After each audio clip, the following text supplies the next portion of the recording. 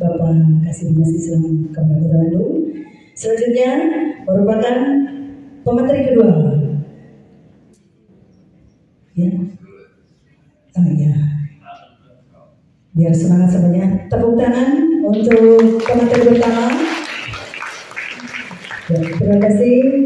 Dan selanjutnya karena waktu yang sudah siang ini ya, selanjutnya yaitu pemateri kedua yang akan disampaikan oleh Bapak Ketua Kecamatan Ujung Berung yang mengambil judul konsep organization pengelolaan Majelis Taklim sebagai solusi pembentukan Majelis Taklim yang produktif. Ya, selamat menjalankan tugas kembali, selamat mengikuti untuk pemateri yang kedua. Terima kasih.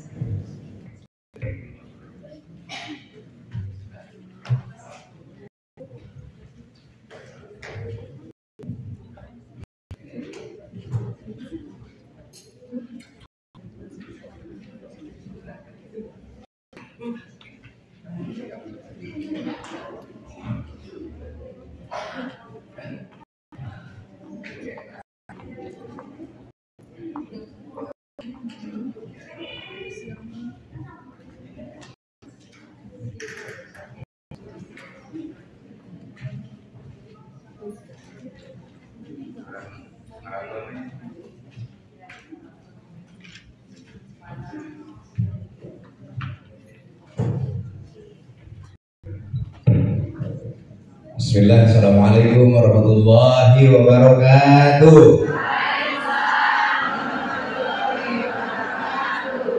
Saya akan sapa dan selamat pagi. Walaupun ya, bukti semangat kita untuk membina syiar Islam, mengembangkan Majelis Taklim.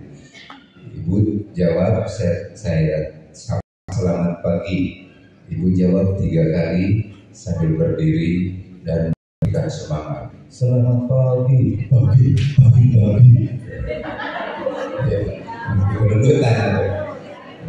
Selamat pagi.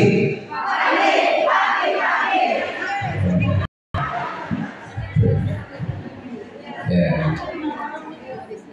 Jadi pagi itu untuk memulai supaya kita segera ya.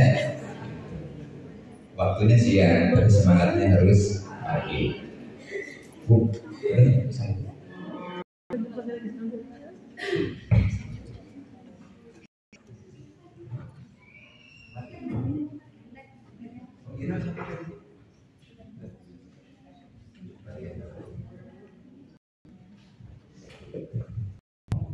Hari ini langsung ya, karena 3 pemateri lagi, target harus beres jam 12.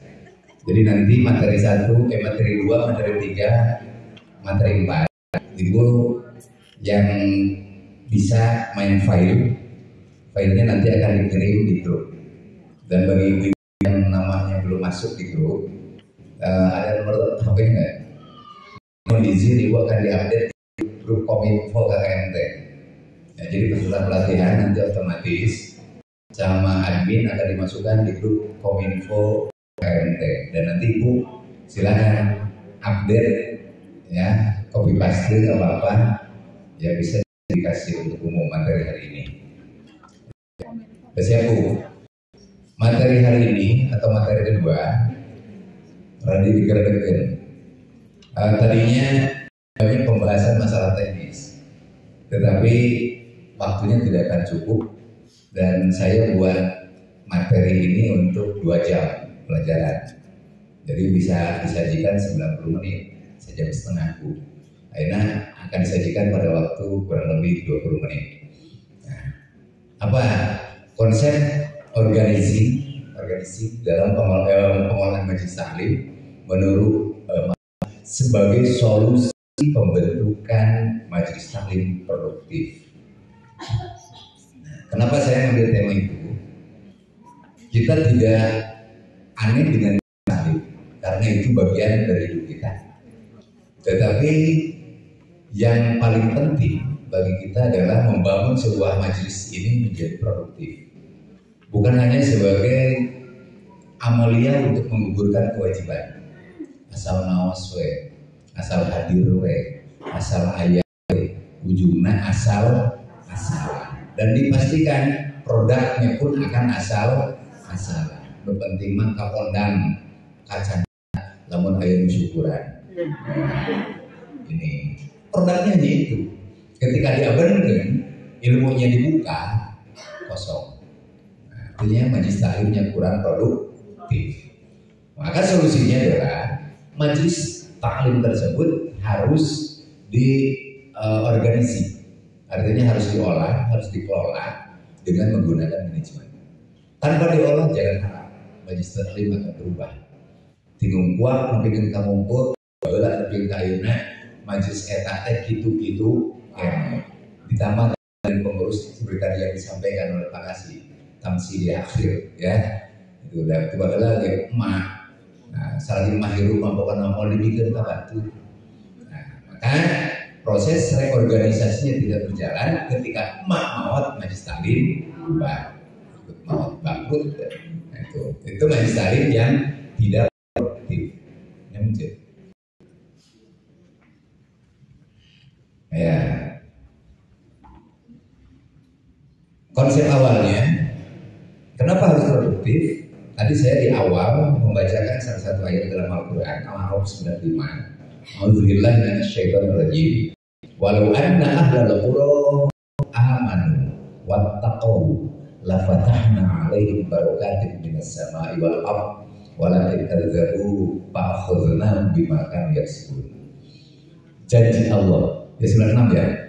Nah, Allah menyatakan kepada kita, andai penduduk negeri ini ya beriman, bertakwa, terutama ketakwaan diaplikasikan dalam kehidupan sehari-hari, maka nggak usah sulit-sulit dengan urusan dunia. La fatahna 'alaihim barakatin minas sama. Allah akan menurunkan keberkahan dari langit dan bumi. Al-barakah ziyadatil khair. Keberkahan merupakan tambahan dari amal yang kita lakukan, tambahan kebaikan. Di majelis saya mencontohkan salah satu barokah dari makan bukan kenyang, tetapi barokah dari makan adalah sehat.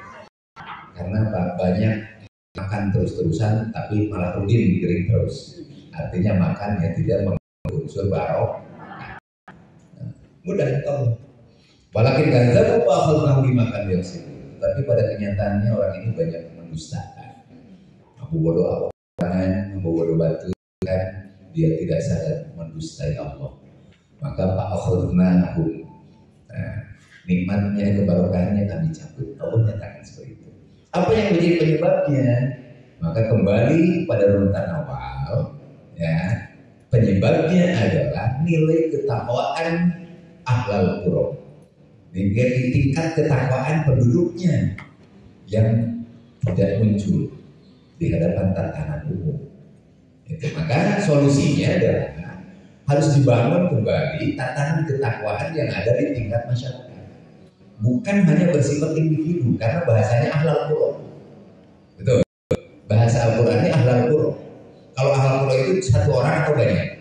Yang namanya penduduk satu atau banyak? Penduduk Cigending, berarti warga masyarakat yang berada di Cigending. Nah, beda lagi dengan warga Cigending. Kalau berbicara warga masyarakat sudah menyangkut penduduk banyak. Maka kunci untuk tergapainya keberkahan dari Allah, warga masyarakat yang harus bertakwa. Dan artinya solusinya majelis taklim harus mampu membentuk kelompok mutakin di tengah kehidupan masyarakat. Berat nggak Bu? Berat, bukan tugas enteng.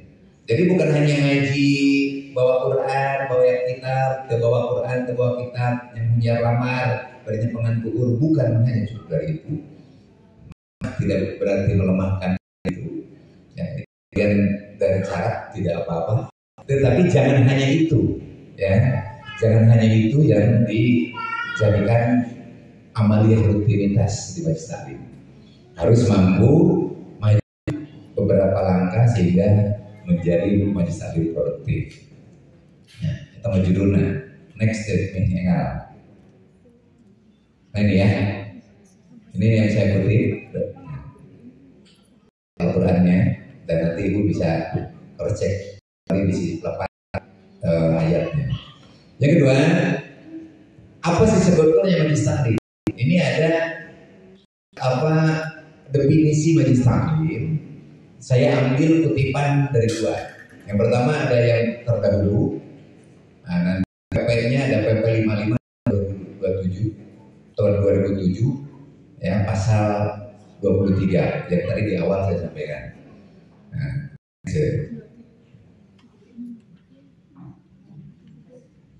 mana muncul ya. Nah, majelis taklim adalah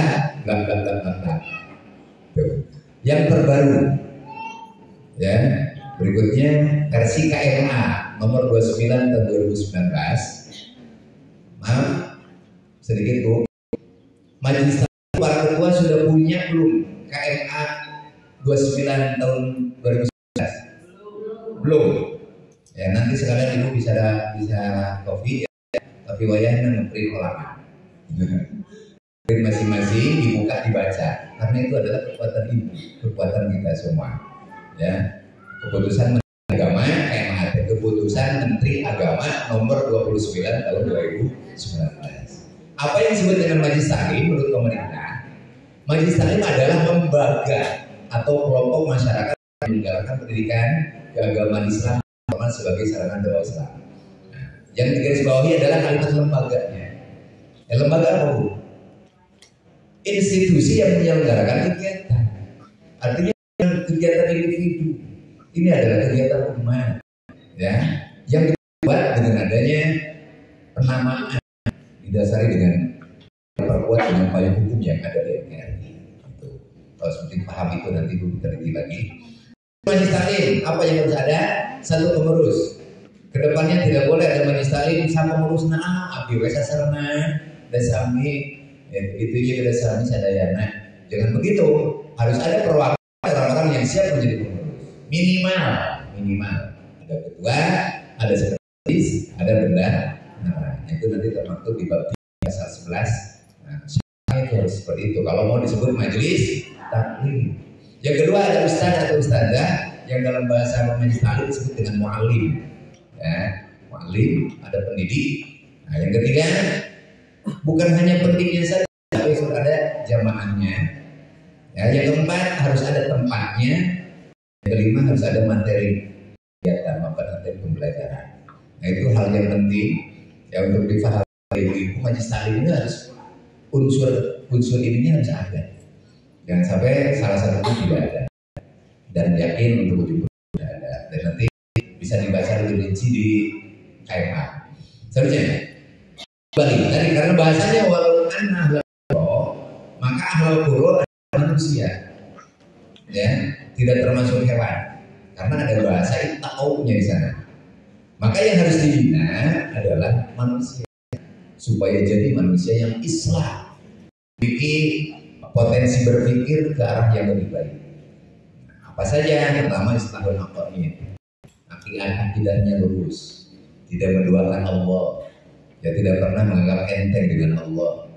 La ilaha illallah la mawjuda illallah la ilaha illallah la maqsuda illallah la ilaha illallah la maqluba illallah. Nah itu islahul aqaid harus kuat ya. Nah pemantapan akidahnya harus mantap. Itu nah, gimana ini nanti solusinya. Yang kedua islahul ibadah. Jangan hanya disebut ahli ibadah tetapi tidak benar melaksanakan ibadahnya. Artinya berbicara kaifiyatul ibadah, tata cara ibadah harus benar. Berikutnya tahul akhlak, pemantapan budi pekerti, pemantapan akhlak, ahli mos, ahli ngaji, ahli ibadah, ahli perilaku goreng. Tidak selaras. Islahul istima, ya pemantapan bermasyarakat. Karena kita bagian dari manusia yang tidak bisa melaksanakan diri dari kepentingan dan peran orang lain. Terus apa? Islahul mal. Ulama memastikannya butuh harta. Sah ibadah dengan harta. Tidak ada harta bagi kita, ibadahnya dipastikan tidak sah. Hadzal faqru ayyakuna kufra. Yang Rasul nyatakan. Nya itu nya sholat bari ditalanjang satu. Islahun nisa. Nah, ini pemantapan kedudukan wanita sebagai tulang punggung imanul bilad. Ya. Selanjutnya islahul jari. Nah, pemantapan peradaban dunia. Ini terlalu panjang. Tadinya saya mau membahas ini, tetapi waktunya tidak akan cukup. Yang penting pointernya saja ibu tahu. Nah, untuk tercapai tujuan tersebut, menggapai nilai ketakwaan penduduk di satu tempat, maka manusia harus dididik. Di mana membinanya, di mana mendidiknya, ya, dengan terewe, di posyandu, di mana untuk membina ketakwaan. Jawabannya, solusinya adalah di majelis taklim. Maka majelis taklimnya terorganisasi. Nah, sehingga apa? Majelis taklimnya harus diberdayakan, jangan hanya ada tetapi tidak berfungsi maksimal. Satu, majelis taklim harus berperan sebagai pusat pembinaan akidah. Berkedua, pembinaan kaifiyah ibadah, tata cara ibadah. Yang ketiga, pusat pembinaan akhlak, mulai orang yang adat. Nah, berkeempat, pusat pendidikan dan pembinaan kaderisasi umat supaya majelis taklim kan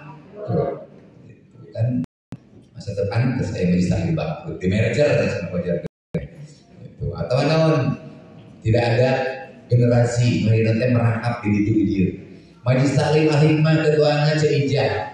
Majelis taklim akhirat ketuanya ceijah.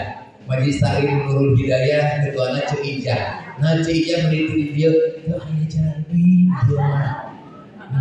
padahal jamaahnya puluhan dari majelis taklim.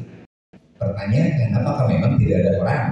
Bukan tidak ada orang, proses kaderisasi yang tidak pernah ditempuh. Itu panjang lakonnya, tapi waktunya sebentar. Nah, itu. Jadi yang dimaksud supaya majelis taklim itu lebih memiliki fungsi yang maksimal dalam tatanan pelaksanaannya. Ini pemberdayaan tenaga pengolahnya nih. Majelisnya sudah ada, zamannya sudah ada. Harus dimanage, harus ada tenaga pengelola.